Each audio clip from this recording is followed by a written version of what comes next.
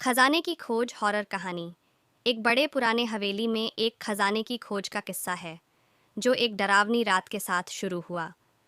हवेली के मालिक ने सुना था कि उसके पूर्वजों ने यहाँ एक महान खजाना छिपा दिया है, लेकिन उसकी खोज कभी भी सफल नहीं हुई थी। एक दिन विक्रम जंगल में एक पुराने हवेली की खोज कर रहा था। लोगों का कहना था कि वहाँ एक बड़ा खजाना छिपा हुआ है। जंगल की घनी जंगल में विक्रम अकेला था और रात के साथ आत्मा की भांति बदलती जंगल की गहराइयों में छिपे रहस्यों के साथ सवालों के सामने आने लगे।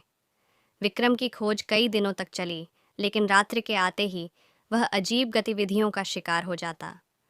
हवेली का राजा खजाने के लिए निरंतर नजर रख रहा था और वह चाहता था कि विक्रम न सिर्फ खजाने का पता न लगा सके, बल्कि खुद उसका शिकार हो जाए। रात के एक अंधेरे में विक्रम ने हवेली के दरवाजे को खोलकर अंदर कदम रखा। धीरे धीरे वह खजाने के पास पहुंचा, लेकिन तभी हवेली की आवाज़ सुनाई दी, तू कौन है? विक्रम का दिल धड़कने लगा और वह फिरोज के सिर के बाल खड़ी थीं। क्या वह खजाने को पाने में कामयाब हो सकेगा, या क्या उसका अंत हवेली के भूतों के हाथों होगा?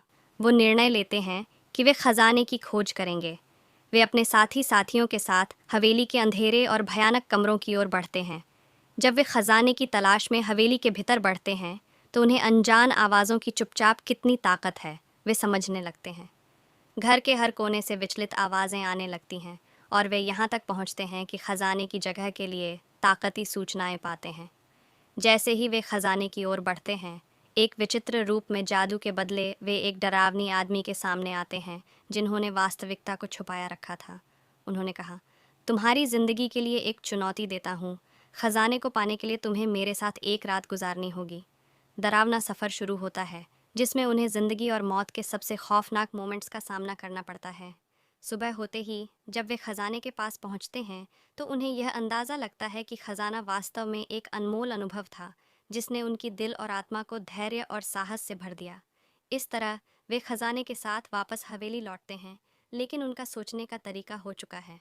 खजाने की जगह पर वे ने नया सृजनात्मकता और आत्मविश्वास पाया है, जिससे उन्होंने अपने जीवन को सफल बनाने का सार्थक मार्ग देखा। कहानी अच्छी लगी हो तो लाइक सब्सक्राइब करें और मुझे कमेंट